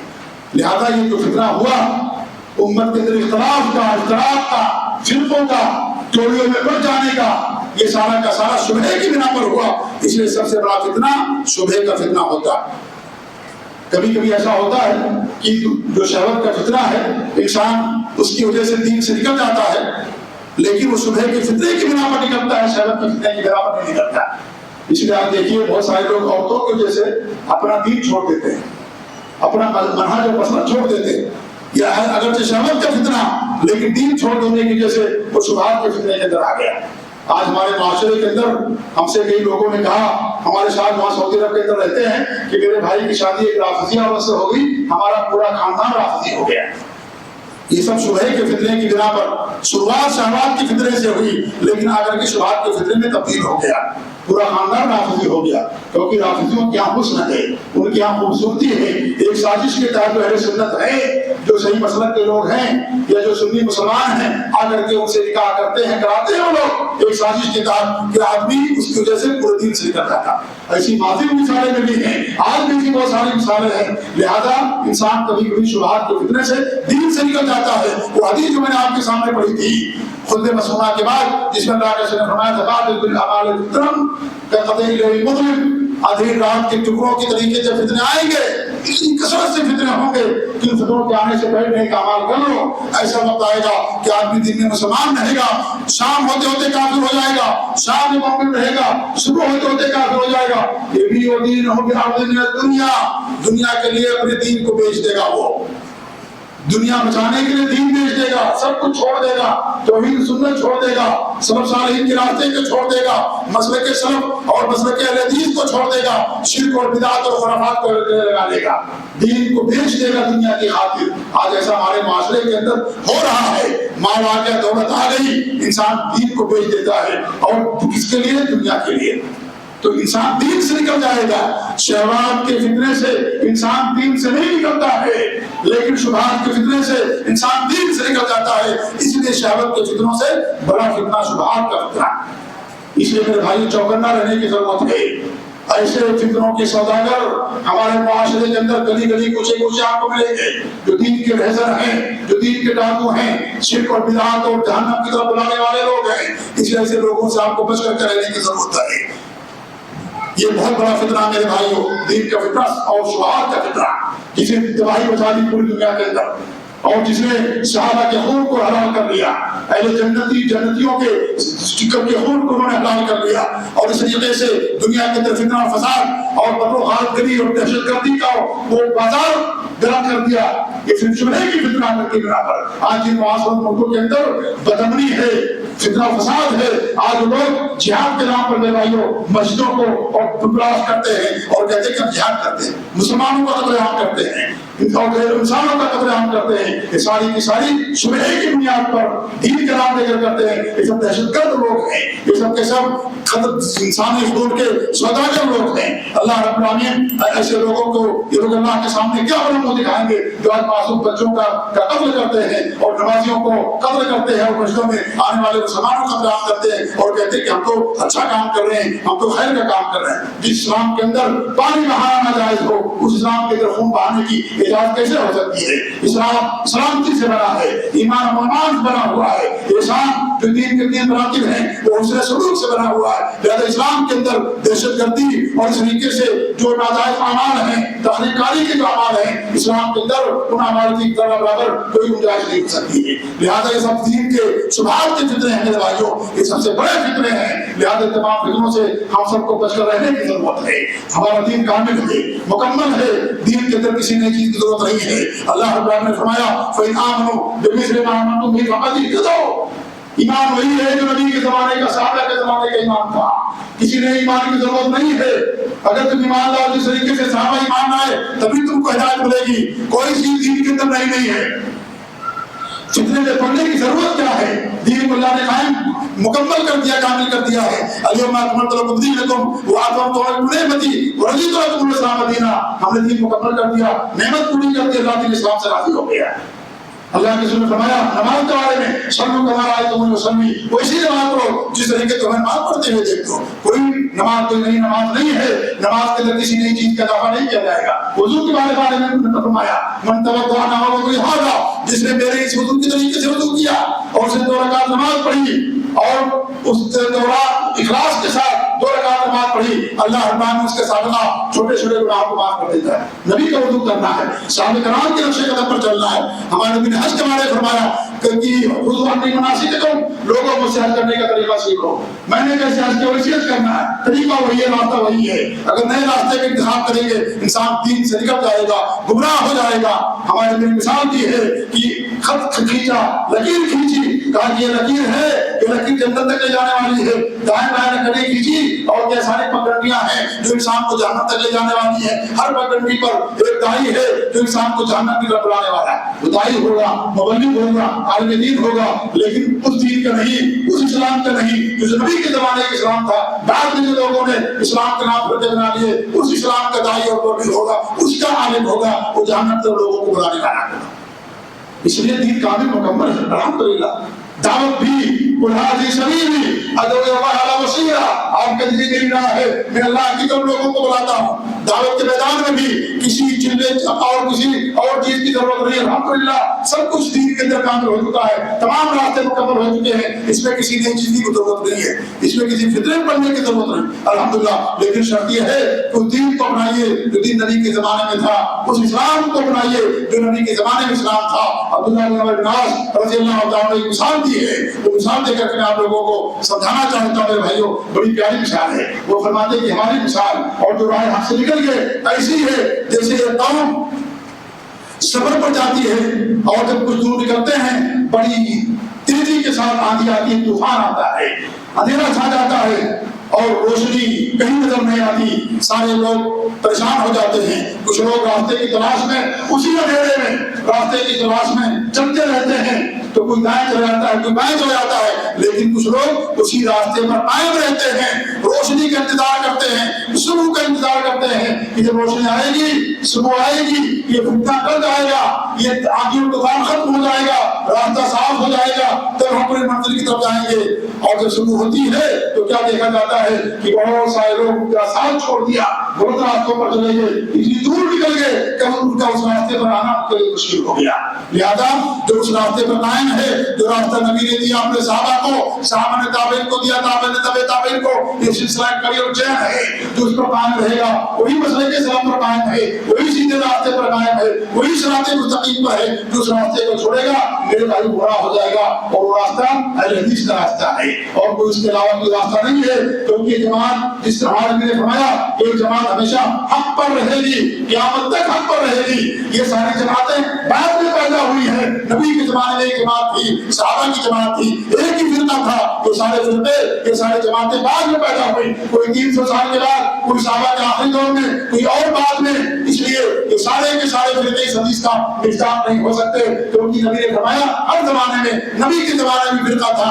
لہذا جو اس راستے پر چلے گا میرے بھائیوں، وہی اس راستے پر چلنے کی وجہ سے اسی انسان کو جنت ملے گی، وہی انسان کامیاب ہوگا. یہ شبہات کا فتنہ بہت بڑا فتنہ ہے میرے بھائیوں، اس سے بچنا ہمارے لیے ضروری ہے. آج کے دور میں اس کے بہت سارے اسباب ہیں جن اسباب کو انسان اپنا کر کے اپنے آپ کو ان فتنوں سے بچا سکتا ہے. سب سے پہلا سبب یہ ہے کہ انسان توحید سنت کو یا کتاب اللہ اور سنت رسول کو مضبوطی کے ساتھ تھام لے، اس کو سلف صالحین کے فہم کے مطابق سمجھے، اس کے اوپر عمل کرے، اس کی طرف لوگوں کو دعوت دے. اللہ نے فرمایا میں تمہارے درمیان دو چیزیں چھوڑ کر کے جا رہا ہوں، اگر تم دونوں کو مضبوطی سے تھامے رہو گے کبھی گمراہ نہیں ہوگے. ایک اللہ تعالیٰ کی دعوت، دوسری میری سنت ہے. جو پر مضبوطی کے ساتھ قائم رہے گا، تھامے رہے گا، کوئی انسان کبھی گمراہ نہیں ہوگا. تو قرآن و حدیث، کتاب اللہ سنت رسول، اتبعوا ما انزل الیکم من ربکم ولا تتبعوا من دونہ اولیاء، جو تمہارے رب کی طرف سے نازل کیا گیا ہے اس کا اتباع کرو، اس کی پیروی کرو، اس کو چھوڑ کر کے اور لوگوں کی اتباع مت کرو. اللہ نے آسمان سے قرآن اور حدیث دو چیزیں نازل کی بس، اور کوئی چیز اللہ نے اوپر سے نہیں نازل کیا. اوپر سے نازل ہونے والی قرآن و حدیث یہ دو چیزیں ہیں. لہذا ان دونوں کو مضبوطی کے ساتھ انسان جب تک تھامے رہے گا، وہ صحیح راستے پر رہے گا، مسلک کے شرف پر قائم رہے گا. اللہ کے رسول فرمایا کہ ایک ایسا زمانہ آئے گا بہت سارے اختلافات ہوں گے. ان اختلافات کے دور میں علیکم بسنتی و سنت الخلفاء الراشدین المہدیین، میری سنتوں کو راستے پکڑو. ہدایت یافتہ جو ہیں ان کے راستوں کو آپ مضبوطی کے ساتھ تھام لو، ان کے راستوں کو، ان کی سنتوں کو آپ مضبوطی کے ساتھ تھام لو، اور دین کے اندر نئی چیزوں سے بچو، کیونکہ ہر نئی چیز گمراہی ہوتی ہے اور گمراہی انسان کو جہنم کے اندر لے جانے والی ہوتی ہے. لہذا ان سے بچنے کی ضرورت ہے. کتاب اللہ اور سنت رسول کو مضبوطی کے ساتھ انسان تھامے رہے گا، شبہات کے فتنے سے انسان اپنے آپ کو بچا لے گا. دوسری چیز یہ میرے بھائیوں کہ ہمارے جو علماء ہیں ان علماء کے ساتھ وابستگی اختیار کرنا، ان علماء کے ساتھ جڑے رہنا. جو ہمارے علماء ہیں، جو ہمارے لیے واسطہ اور ذریعہ ہے دین سمجھنے کا. عبادات کے لیے واسطے کی ضرورت نہیں ہے کہ آپ دعا کریں کسی کا واسطہ لے، نماز پڑھیں کسی کا واسطہ لے، لیکن دین سمجھنے کے لیے واسطے کی ضرورت ہے، بغیر واسطے کے آپ دین نہیں سمجھ سکتے۔ اسی اللہ رب العالمین نے قرآن کو اپنے فرشتے جبریل امین کو سنایا، جبریل امین نے آ کر کے نبی صلی اللہ علیہ وسلم کو سنایا، آپ کے قبر قلب اطہار پر اس کو اتارا، اور اس طریقے سے ہمارے نبی نے صحابہ کو قرآن سکھایا، انہیں تعلیم دی۔ ایک سلسلہ نے کڑی ہے، لہذا جو ہمارے علماء ہیں ان کے ذریعے سے دین کا علم حاصل کرنا، آپ ان کے رہنمائی میں رہیں گے، ان کے پیچھے بھی چلیں گے، آپ فتنوں سے اور نافرمانیوں سے بچ پائیں گے۔ اگر آپ ان کا ساتھ چھوڑ دیا انسان گمراہ ہو جائے گا۔ جب انسان بیمار ہوتا ہے ڈاکٹر کے پاس جاتا ہے، بیماری میں انسان ڈاکٹر کے پاس جاتا ہے، ایسے ہی جو دین کے ڈاکٹر ہیں، جو مرض ہے دین کا یا شبہ کا جو مرض ہے، ان شبہوں کے امراض سے بچانے والے اگر کوئی ہیں تو ہمارے علماء ہیں۔ وہ علماء جو علماء حق ہیں، جو ہمارے اہل حدیث علماء ہیں، ہمارے جو سلفی علماء ہیں، ان کے ساتھ وابستہ رہنا، ان کے ساتھ جڑ کر کے رہنا، یہ آپ کے لیے امن و امان ہے میرے بھائیوں۔ یہ دنیا کے اندر سورج اور چاند ستارے ان کی مثال دی گئی ہے، جیسے دنیا کے اندر آپ بغیر روشنی کے سفر نہیں کر سکتے ہیں، ایسے دین پر آپ ان کے بغیر نہیں چل سکتے ہیں۔ لہذا ان کے ساتھ جڑے رہنا، ان کی رہنمائی میں رہنا، یہ ہمارے لیے بہت ضروری ہے، کیونکہ علماء دین کے جاننے کا وہ ذریعہ ہے۔ اللہ رب العالمین چاہتا تو قرآن کسی جزیرے پر نازل کر دیتا، کسی پہاڑ پر قرآن اتار دیتا اور کہتا یہ تمہارا دستور ہے، یہ تمہارا قرآن ہے، یہ ہماری باتیں اس پر عمل کر لو، لیکن اللہ رب العالمین نے ایسا نہیں کیا۔ اللہ رب العالمین ہر زمانے میں نبی اور رسولوں کو بھیجا، ان کے ذریعے سے ہمیں دین ملا ہے۔ لہذا ہمارے جو علماء ہیں، جو دین کے عالم ہیں، دین کے جاننے والے ہیں، ان کے ذریعے سے دین کا علم حاصل کیا جائے گا، ان کی رہنمائی میں رہنا ہے۔ اور عالم وہ ہوتا ہے جسے علماء عالم کہتے ہیں، ورنہ وہ عالم نہیں ہوتا۔ ڈاکٹر وہ ہوتا ہے جس کو ڈاکٹر ڈاکٹر کہتا ہے، وہ ڈاکٹر ہوتا ہے۔ عالم وہ نہیں ہوتا جس کو عوام الناس عالم کہے، وہ نہیں عالم ہے۔ امام شاطبی نے فرمایا ہے کہ عالم وہ ہے جس کی شہادت علماء دے، اگر علماء نے شہادت نہیں دی، گواہی نہیں دی، تو اپنی اثر پر قائم ہے۔ اور ہر انسان کے ساتھ جہالت ہے، ہر انسان اپنی ماں کے پیٹ سے جاہل پیدا ہوتا ہے، کوئی عالم بن کر کے پیدا نہیں ہوتا مسلک کے سلف کے ماننے والوں کی ہاں۔ البتہ جو اہل بدعت ہیں ان کے ہاں تو پیدائشی حافظ پیدا ہوتے ہیں، پیدا ہوتے ہیں 7 پاروں کا حافظ ہے، اتنے پاروں کا حافظ ہے، اتنے حدیثوں کا حافظ ہے۔ یہ سب بے بنیاد باتیں ہیں، یہ سب جہالت کی باتیں ہیں۔ اللہ نے قرآن کریم میں فرمایا تم کچھ نہیں جانتے تھے جب تم ماں کے پیٹ سے نکلے، اللہ نے سب کو جاہل پیدا کیا ہے۔ اللہ نے حضرت آدم کی تخلیق فرمائی، اللہ کو علم سکھایا، انسان بڑا ہوتا ہے علم سیکھتا ہے، تب انسان کو علم آتا ہے۔ کوئی ماں کے پیٹ سے عالم ڈاکٹر انجینئر بن کر کے پیدا نہیں ہوتا ہے۔ اس لیے علماء کے ساتھ رہیے، علماء ہی ہمارے لیے اس جو شبہات کے فتنے ہیں ان فتنات سے بچانے والے ہمارے علماء ہیں۔ اس لیے علماء کی رہنمائی میں رہنا ہمارے لیے بہت ضروری ہے۔ آج ہمارے معاشرے میں بہت سارے ایسے لوگ ہیں جن کے پاس دین کا علم نہیں ہے، لیکن لوگ انہی کی سنتے ہیں، انہی کے جلسے جلوس میں شرکت کرتے ہیں، واٹس ایپ پر، سوشل میڈیا پر انہی کے دروس اور بیانات کو سنتے ہیں جو اچانک پیدا ہوگی۔ عالم اچانک نہیں پیدا ہوگی، یہ جان لیجیے۔ عالم اپنا وقت لگان ہے، ہماری جان کی، ہماری عزت کی، ہمارے مال کی حفاظت ہوتی ہے اگر اپنے علماء کے ساتھ انسان جڑ کر کے رہتا ہے۔ بہت سارے لوگ انجینئر مرزا کی باتیں سنتے ہیں، کوئی ڈاکٹر اسرار کی سنتا ہے، کوئی جو ہے پتہ نہیں کیا کیا لوگ پیدا ہو گئے، لوگ ان کی باتوں کو سنتے ہیں۔ یہ سب کے سب بھائیوں کوئی سب سالم کی منہج پر نہیں ہے، یہ سب کے سب لوگ خارجی اور سیاسی اسلامی جماعت کے افکار کے حامل لوگ ہیں۔ لوگ ان کے پاس توحید سنت نہیں ہے، خالص اتباع سنت نہیں ہے، شرک اور بدعت اور کے اندر یہ لوگ ڈوبے ہوئے لوگ ہیں، منہج سلف سے خروج ان کے یہاں پایا جاتا ہے۔ لہذا ایسے لوگوں کو ضروری اختیار کرنے کی ضرورت ہے۔ ہمارے علماء موجود ہیں الحمدللہ، ان سے آپ سنیے، اگر کسی کی زبان میں تاثیر ہے یا اس کے پاس زبان و بیان ہے، کیا اس کے برحق ہونے کی دلیل ہے؟ نہیں برحق ہونے کی دلیل ہے۔ یہ عام طور پر یہی دیکھا گیا ہے کہ جو اہل باطل ہوتے ہیں ان کے پاس مال بھی زیادہ ہوتا ہے، دنیا کی آسائشیں بھی زیادہ ہوتی ہیں ان کے پاس، اور یہ نعمت ان کے پاس زیادہ رہتی ہے، زبان و بیان کی طاقت بھی ان کے پاس رہتی ہے، لیکن حق ان کے پاس نہیں ہوتا۔ اس لیے حق معیار ہے میرے بھائیوں، یہ معیار نہیں کہ اچھی تقریر کرتا ہے، کوئی اچھا بولتا ہے، کوئی اچھا لکھتا ہے اور کوئی جو ہے بہت اچھی باتیں اس کی لگتی ہیں، یہ معیار نہیں ہے۔ یہ معیار یہ ہے کہ اس کی بات کتاب اللہ اور سنت رسول کے موافق ہونی چاہیے، سب سالم کے فہم کے مطابق ہونی چاہیے، تب اس کی بات معیار، اس کی بات حق ہوگی، ورنہ اس کی بات حق نہیں ہوگی۔ تو جو ہمارے علماء ہیں ان علماء کے ساتھ انسان کو جڑ کر کے رہنے کی ضرورت ہے۔ کوئی مسئلہ الحمدللہ علماء موجود ہے، ان کو علماء سے رابطہ کیجیے، ان سے پوچھیے، کسی کی تقریر سننے سے پہلے پوچھیے کہ بھئی یہ تقریر ہے، یہ آدمی کیسا ہے، اس کا منہج کیسا ہے، کیا اس کی تقریر سن سکتے یا نہیں سن سکتے۔ آپ اسے باقاعدہ پوچھیے اور اس کے بعد اگر وہ جھنڈی دے دے کہ ہاں سن سکتے وہ صحیح عقیدے کے ہیں, صحیح منہج کے ہیں, تب جا کر کے ان کی باتوں کو سنیے, ورنہ مت سنیے. انسان سنتے سنتے انہیں کا آگے ہو جاتا ہے. لوگ کہتے ہیں کہ بھائی بڑی اچھی باتیں کرتا ہے, وہ بھی تو اچھی بات کرتا ہے, وہ بھی اچھی بات کرتا ہے, وہ بھی قرآن حدیث کا حوالہ دیتا ہے. بھائی قرآن حدیث کا حوالہ نہیں دیں گے تو کون ان کی بات سنے گا؟ باطل محتاج ہے حق کی بیساکھی کا, حق کے بغیر باطل نہیں پنپ سکتا, مجبوری ہے ان کی. لیکن ہمیں قرآن حدیث کو سلف صالحین کے فہم عقیدے کے مطابق سمجھنا ہے. قرآن حدیث کو اپنے فہم کے مطابق نہیں سمجھنا ہے, اپنے مزاج کے مطابق نہیں سمجھنا ہے کہ ہم نے جو سمجھ لیا وہی برحق ہو گیا. نہیں, سلف صالحین کی قید ہے یہ. قرآن حدیث سب نام لیتے ہیں, قطریہ بھی قرآن حدیث کا نام لیتے تھے جو تبدیل کا انکار کرتے ہیں. خوارج جنہوں نے صحابہ کا قتل کیا قرآن کی آیتوں سے دلیل دیتے تھے. علی کو قتل کیا, صحابہ کا قتل عام کیا خوارج نے, روافض نے کیا. اور اس طریقے سے جو جتنے بھی فرقے پیدا ہوئے, کوئی ایک فرقہ بتا دیجیے جو کہتا ہو کہ میں قرآن حدیث کو نہیں مانتا ہوں.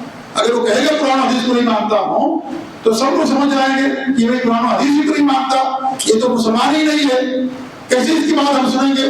اس لیے قرآن حدیث کا نام لینا سب کی مجبوری ہے. فرق یہاں پر ہوگا کہ قرآن حدیث کو سلف صالحین کے فہم کے مطابق سمجھنا. وہ کیسے قرآن حدیث کو سمجھتے ہیں؟ اپنے فہم کے مطابق یا کسی اور کے فہم کے مطابق. آج لوگ قرآن سے دلیلیں دیتے ہیں اپنے شرک اور بدعات کی نعوذ باللہ, اور حدیثوں سے دلیلیں دیتے ہیں, کہتے ہیں قرآن بھی ہے حدیث بھی ہے, قرآن اپنی جگہ پر برحق ہے, حدیث بھی اگر صحیح اپنی جگہ پر برحق ہے. گڑبڑی کہاں ہے؟ گڑبڑی یہاں پر ہے کہ انہوں نے قرآن کی آیتوں کو نبی کی حدیثوں کو سلف صالحین کے فہم کے مطابق نہیں سمجھا. آج بڑا طبقہ کہتا ہے کہ اللہ رب العالمین ہر جگہ موجود ہے. ایک بڑا طبقہ کہتا ہے کہ اللہ رب العالمین ہر جگہ موجود ہے, قرآن دلیلیں دیتے ہیں کہ وہ آپ کو میں تم جہاں کہیں تو اللہ تمہارے ساتھ ہے, لہذا اللہ رب العالمین ہر جگہ موجود ہے. قرآن کی آیت اپنی جگہ پر حق ہے, اللہ تعالیٰ کا کلام ہے, اس کے بارے میں شک مسلمان ہی نہیں ہے. لیکن گڑبڑی یہ ہے کہ انہوں نے قرآن کا معنی وہ نہیں سمجھا جو سلف صالحین نے سمجھا, ائمہ کرام نے سمجھا, تابعین تبع تابعین نے سمجھا. وہ معنی قرآن کو انہوں نے نہیں لیا, اس لیے راستے سے بھٹک گئے. یہ عاجزی ہے. یا اللہ رب العالمین نے اپنے نبی کو اتاری, صحابہ کرام نے شاید کو پڑھا کر مانا سمجھا. کیا سمجھا صحابہ کرام نے شاید کا مانا؟ امام ابو حنیفہ کی ایک قول میں آپ کے سامنے پیش کروں. امام ابو حنیفہ رحمۃ اللہ علیہ فرماتے ہیں جو آدمی اس بات کا عقیدہ رکھے کہ اللہ رب العالمین عرش پر ہے, لیکن وہ یہ کہے کہ ہمیں نہیں معلوم کہ عرش کہاں ہے, زمین کے نیچے ہے یا زمین کے اوپر ہے یا آسمانوں میں ہے, وہ مسلمان ہی نہیں ہے. یہ امام ابو حنیفہ کے شاگرد جو ہیں ان کے اس فتوے کو عقیدے کو نقل کیا ہے. آج امام ابو حنیفہ کی طرف نسبت کرنے والے جب غفیر کا عقیدہ یہ ہے کہ اللہ رب العالمین ہر جگہ موجود ہے. قرآن کی آیتوں کو غور کرتے ہیں, انہی آیتوں کو دلیل میں پیش کرتے ہیں. تو گڑبڑی کہاں پر ہے؟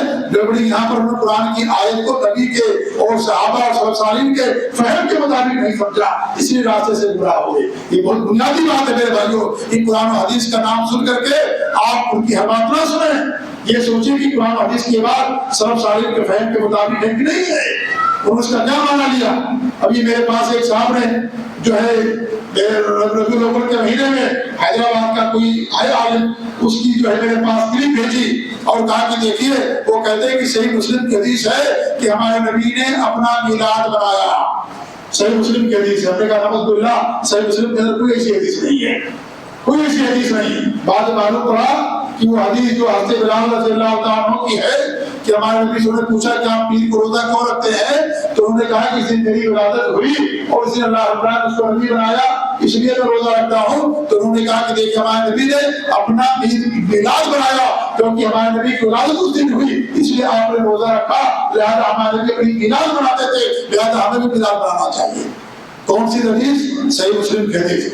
صحیح مسلم کی حدیث میں کوئی مسئلہ نہیں ہے, وہ صحیح حدیث ہے. گڑبڑی یہاں پر ہے اس حدیث کا معنی اس نے اپنے فہم کے مطابق سمجھا, اپنے عقیدے اور بدعت کے مطابق سمجھا, سلف صالحین کے فہم کے مطابق اس حدیث کا معنی نہیں سمجھا.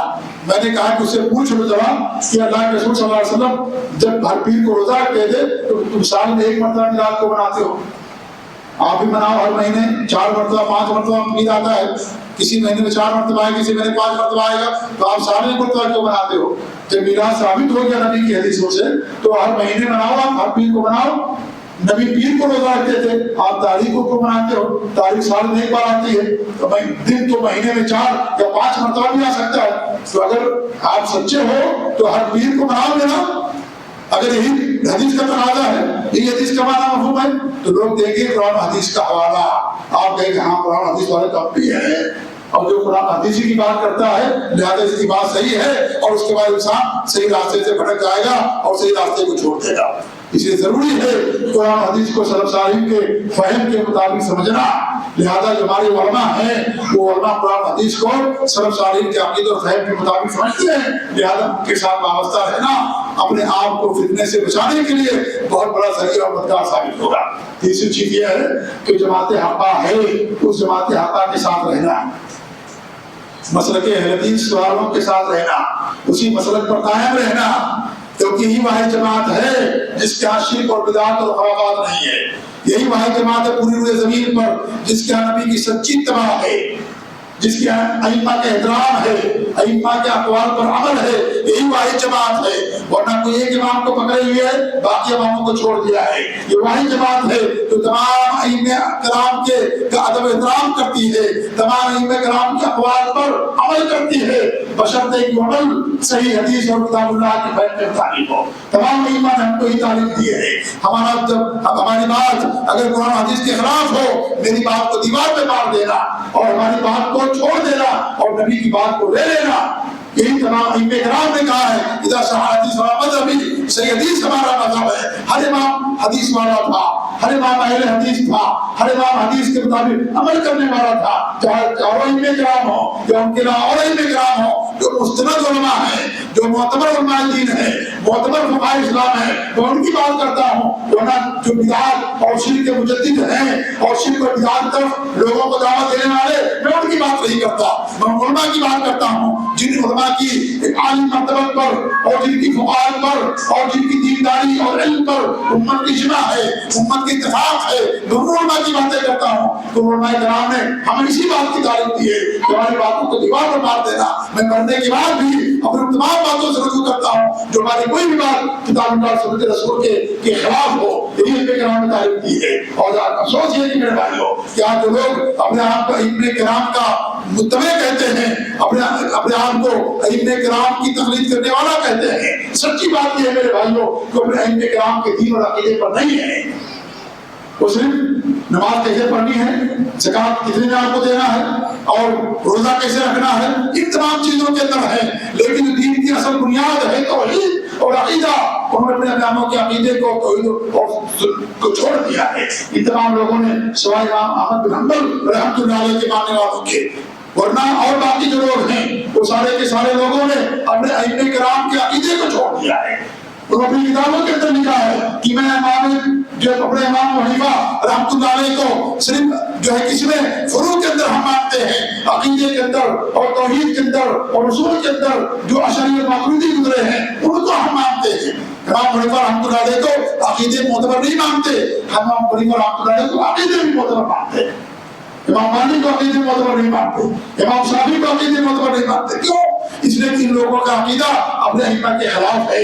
وہ اشعری اور ماتریدی نہیں تھے، وہ بدعتی نہیں تھے، وہ صوفی نہیں تھے، وہ کتر قسم کے اہل حدیث تھے، حدیث پر اور سنت پر عمل کرنے والے تھے. اس لیے ہمیشہ انہوں نے اسی بات سے ان لوگوں کو دعوت دیا. لیکن آج ان کی طرف نسبت کرنے والے کہتے ہیں کہ ہم ان کو مانتے نہیں مانتے ہیں، فروع کے اندر مانتے ہیں، وہ بھی مرجوع مسائل ہیں، جو مرجوع مسائل ہیں، جو راجع مسائل نہیں ہیں. ورنہ عقیدے کے اندر اور توحید و رسول کے اندر اپنے ائمہ کی باتوں کو لوگ نہیں مانتے. انہوں نے اپنی کتابوں کے اندر لکھا ہے. میں ان پر کوئی الزام نہیں لگاتا، میں ان پر کوئی تہمت نہیں لگاتا. انہوں نے اپنی کتابوں کے اندر باقاعدہ یہ باتیں لکھی ہوئی ہیں. اس لیے میرے بھائی جو جماعت حقہ ہے، جو برہم جماعت ہے، مسلک کے سبب پر قائم رہنے والی جو جماعت ہے، جماعت اہل حدیث، اس جماعت کو مضبوطی کے ساتھ تھامے رہیے، انہیں لوگوں کے ساتھ رہیے. اگر آپ ان سے الگ ہو جائیں گے آپ کو شکار کر لیا جائے گا. جب بکری ریوڑ سے الگ ہوتی ہے شیر اس کا شکار کر لیتا ہے، لیکن جو بکریاں ریوڑ کے ساتھ پوری جماعت کے ساتھ رہتی ہیں کبھی بھی شیر اس کا شکار نہیں کر پاتا. اس لیے جماعت کے ساتھ رہیے، جماعتی زندگی گزاریے، علماء کے ساتھ جڑ کر کے رہیے، اپنی جماعت کے ساتھ جڑ کر کے رہیے. کہیں بھی پروگرام ہو، کہیں بھی کوئی کام ہو، مل کر کے ان کا کام کرنے کی، ان کا ساتھ دینے کی ضرورت ہے میرے بھائیوں. کہ جماعت مانتے ہیں کہ برہم جماعت یہی ہے تو ہمارا بعد الحمد للہ ہم کے بعد برائی اس کا کیا ہوتا ہے؟ جب برہم یہی ہے تو اسی کو مضبوطی کے ساتھ تھامیے. اب حق کے علاوہ برائی کے علاوہ کوئی چیز نہیں بچتی ہے. اس لیے جماعت حقہ جو نبی کے زمانے سے جماعت چلی آ رہی ہے، صحابہ اور تابعین کی جماعت اور ان کے نقش قدم پر چلنے والے لوگ، ان کی جماعت کے ساتھ جڑے رہیے گا. تمام بدعات اور خرافات سے اور شرک سے اور بدعمالیوں سے اور اس طریقے سے منہج سلف کے جو خلاف اصول ضوابط لوگوں نے بنا لیے ہیں، ان تمام لوگوں سے حفاظت آپ کی اسی وقت ہوگی جب آپ جماعت حقہ کے ساتھ رہیں گے، ان کے ساتھ آپ ان کا ساتھ دیں گے. اس لیے ہمارے نے کیا فرمایا، ہماری امت 71 فرقوں میں تقسیم ہو جائے گی، 72 جہنم کے اندر جائیں گے. لہذا جہنم میں جانے والی جماعتوں سے بچنا ضروری ہے. اگر آپ ان جماعتوں کے عقیدے اور منہج کو اپنا لیں گے تو آپ کو جہنم سے نہیں بچا سکیں گے. جنت کے اندر جانا ہے تو جنتی جماعت کے ساتھ چلنا پڑے گا، جنتی جماعت کے ساتھ دینا پڑے گا، ان کے ساتھ رہنا پڑے گا. جو فرقے ناجیہ ہے، جو طائفہ منصورہ ہے، جو شرک نہیں کرتے، بدعات و خرافات نہیں کرتے، خالص توحید کی، خالص اتباع سنت کی دعوت دیتے ہیں، ان کے ساتھ آپ کو رہنا پڑے گا. ورنہ جماعتیں تو بہت ہیں، لیکن ساری جماعتوں کے بارے میں فرمایا کلھا فی النار، سب فرقے جہنم کے اندر جائیں گے. لہذا جنتی جماعت کے ساتھ رہیے، یہ بہت اہم اصول ہے. اگر آپ کو اس فتنوں کے دور میں اپنے آپ کو بچانا چاہتے ہیں اور اس طریقے سے انحرافانہ زندگی گزارنے سے اپنے آپ کو محفوظ رکھنا چاہتے ہیں، تو ضرورت ہے ہر انسان کے اوپر، ہر شخص کے اوپر کہ مسلک اہل حدیث کو پر قائم رہے اور اس کے اوپر مضبوطی کے ساتھ کاربند رہے اور اس طریقے سے ان کے ساتھ وابستگی رکھے. یہ بہت اہم چیز ہے جس کی طرف سب کو توجہ دینے کی ضرورت ہے. اس طریقے سے جو فتنے آئیں، فتنوں سے دور رہیے. فتنوں پڑھنے کی ضرورت نہیں ہے، آپ کا اپنا کام ہے. اور اس طرح کے جب فتنے آتے ہیں تو علماء کا کام ہے، علماء باقاعدہ لوگوں کی رہنمائی کرتے ہیں، وہ بتائیں گے. آپ کو فتنوں پڑھنے کی ضرورت نہیں ہے. بڑے بڑے فتنے آتے ہیں، داعش کا فتنہ آیا تھا کہ نہیں آیا تھا؟ داعش کا، IS کا فتنہ کتنا بڑا فتنہ تھا میرے بھائیو. ہمارے کتنے نوجوان ان فتنوں کے اندر ملوث ہو گئے میڈیا کے ذریعے سے، ان کے پروپیگنڈا دعووں کو دیکھ کر کے سن کر کے اس فتنے کے اندر ملوث ہو گئے. اور آج ہمارے نوجوانوں کی ایک تعداد سمجھ لیجیے ہمارے ملک کے اندر بھی اور دیگر ملکوں کے اندر، جیلوں کے اندر اسی بنا پر سڑ رہی ہے کہ انہوں نے ان کے منہج کو اور ان کے افکار سے وابستگی کا اظہار کیا یا ان کے افکار کو اپنا لیا. لہذا یہ فتنہ تھا میرے بھائیوں، ختم ہو گیا، اچانک آیا، اچانک ختم ہو گیا. لیکن ہمارے علماء تھے، یہ حدیث علماء تھے، اس پورے ہندوستان کے اندر سب سے پہلے جس فرقے نے، جس جماعت نے اس داعش فتنے سے لوگوں کو آگاہ کیا تھا کہ ایک بہت بڑا فتنہ ہے یہ، اور اس فتنے کا، اس جماعت کا اسلام سے کوئی تعلق نہیں ہے. یہ سعادت اگر کسی جماعت کو ملتی ہے وہ مسلک اہل حدیث کو ملتی ہے کہ سب سے پہلے ہندوستان کی سرزمین پر مسلک اہل حدیث کا ہونے، جماعت اہل حدیث نے ان کے بارے میں باقاعدہ فتویٰ جاری کیا تھا اور اس طریقے سے بہت سارے علماء کو اکٹھا کیا تھا اور امت کو آگاہ کیا تھا کہ نوجوانوں ان کے فتنے سے دور رہیے، ان کا دین اسلام سے کوئی تعلق نہیں ہے. اگر یہ ساتھ ملی ہے تو مسلک اہل حدیث، جماعت اہل حدیث کو ملی، ورنہ جماعتیں خاموش تھی.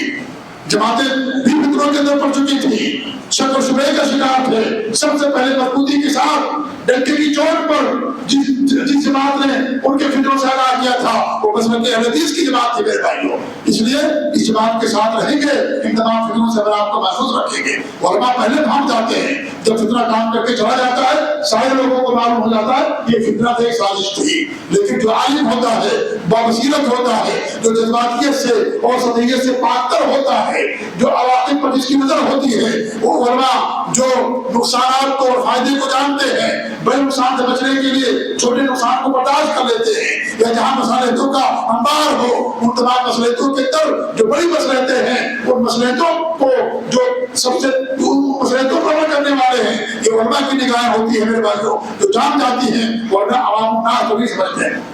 اس لیے فتنوں سے بچنے کے لیے ضروری ہے کہ اسی جماعت کے ساتھ ہم رہیں اور ایسے فتنوں سے دوری اختیار کریں. جب بھی کوئی مسئلہ ہو میڈیا میں آپ سنیں، سوشل میڈیا میں یا اس طریقے سے اخبارات میں آپ کوئی اس کے بارے میں رائے قائم کیجیے، اس کے بارے میں کوئی فتویٰ نہ دیجیے، بلکہ اس کے بارے میں اپنے علماء سے رجوع کیے کہ آج یہ فتنہ ہے، فلاں کا فتنہ ہے، فلاں جماعت کا فتنہ ہے، فلاں کا فتنہ ہے، کیا ہے اس کے بارے میں، کیا علماء کہتے ہیں اور مسلک اہل حدیث کی رائے کیا اس کے بارے میں. آپ ان سے جڑے رہیں گے وہ آپ کو آگاہ کرتے رہیں گے.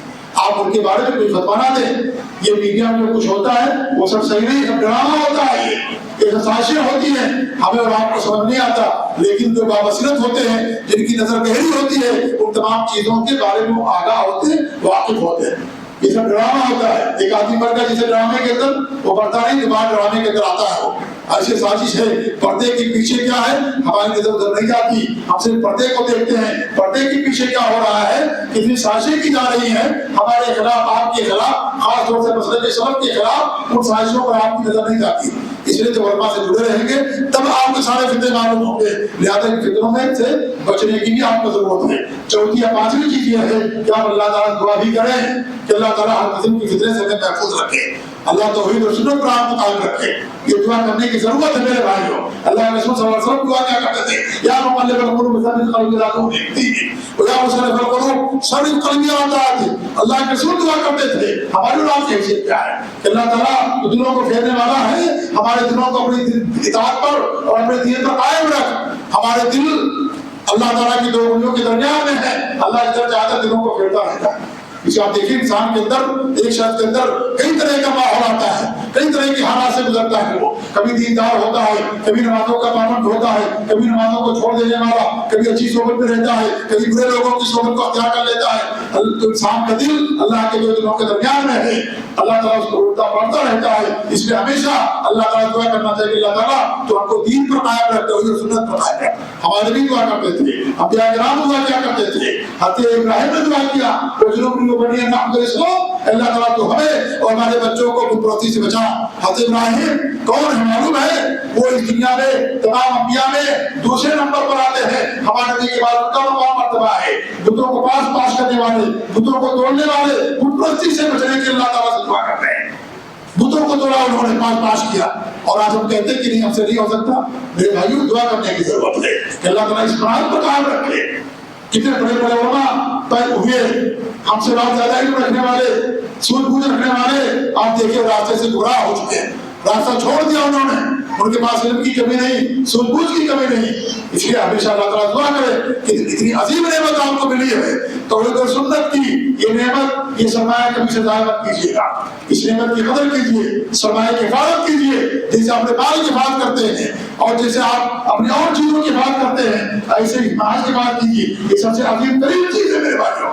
مال ختم ہو جائے, مال لٹ جائے, منصب چلا جائے, لیکن توحید و سنت کی کہیں دولت اللہ نے دی ہے, کبھی اس کو مت چھوڑیے گا. اللہ کے رسول نے کہا تھا ابو ذر رضی اللہ عنہ سے, اے ابو ذر لا تشرک باللہ وخذ توحید, اے ابو ذر کبھی اللہ تعالیٰ کے ساتھ شرک نہ کرنا. اگر چت میں جلا دیا جائے, تمہیں مار دیا جائے, قتل کر دیا جائے, لیکن کبھی بھی شرک نہ کرنا. موت آنی آنی ہے, اگر آج بچاؤ گے تو کل نہیں بچ پاؤ گے. موت آنی آنی, آج نہیں آئے گی, کب موت آئے گی, کب سے انسان, کہاں تک انسان موت سے بھاگے گا. اس لیے اللہ ہمیں ہمیشہ اللہ تعالیٰ سے دعا کرے کہ اللہ رب العالمین ہم کو اسی منہج پر قائم رکھے, توحید و سنت پر قائم رکھے, مسلک حدیث پر قائم رکھے. اللہ رب العالمین ہمیں آپ کو دعا کریں گے, اللہ رب العالمین آپ کی دعا کو قبول فرمائے گا. ہمیشہ دعا کرتے رہیے میرے بھائیو, نمازوں میں دعا کریے, چھٹے پھرتے دعا کیجیے. کب کس کے ساتھ معاملہ ہو جائے آپ ہم کو نہیں معلوم ہے. اس لیے ہمیشہ دعا کریں کہ اللہ رب العالمین ہم کو اسی مسلک پر قائم رکھے. بہت سارے اسباب اور ذرائع ہیں, لیکن میں سمجھتا ہوں کہ جو 4-5 اسباب اہم تھے جو میں نے آپ کے سامنے میں نے بیان کیا ہے, اگر ان اسباب کو ہم نے مضبوطی کے ساتھ تھام لیا, پکڑ لیا, تو اللہ کی ذات امید ہے کہ انشاءاللہ ہم اسی منہج پر قائم رہیں گے, اسی سلف صالحین کے عقیدے اور منہج پر قائم رہیں گے. اللہ تعالیٰ دعا کہ اللہ رب العالمین ہمیں ہر طرح کے شر و فتنوں سے محفوظ رکھے. اللہ رب العالمین ہمیں شرک اور بدعت و خرافات سے محفوظ رکھے. اللہ رب العالمین ہم سب کو مسلک سلف پر, اہل حدیث مسلک پر, توحید و سنت پر اللہ رب العالمین ہم سب کو قیامت تک قائم رکھے, اور موت تک قائم رکھے. ہماری موت ہو, ہماری زبان سے کلمہ توحید جاری ہو, اور موت کے بعد اللہ رب العالمین ہمیں قبر کے عذاب سے, جہنم کے عذاب سے محفوظ رکھے. اور اللہ رب العالمین قیامت کے دن انبیاء کرام کی ہمیں جنت الفردوس کے اندر ان کی معیت اور ان کی رفاقت نصیب فرمایا میرے رب العالمین. وجزاکم اللہ خیر, وصلی اللہ علی محمد وعلی آلہ وصحبہ اجمعین. والسلام علیکم ورحمۃ اللہ وبرکاتہ.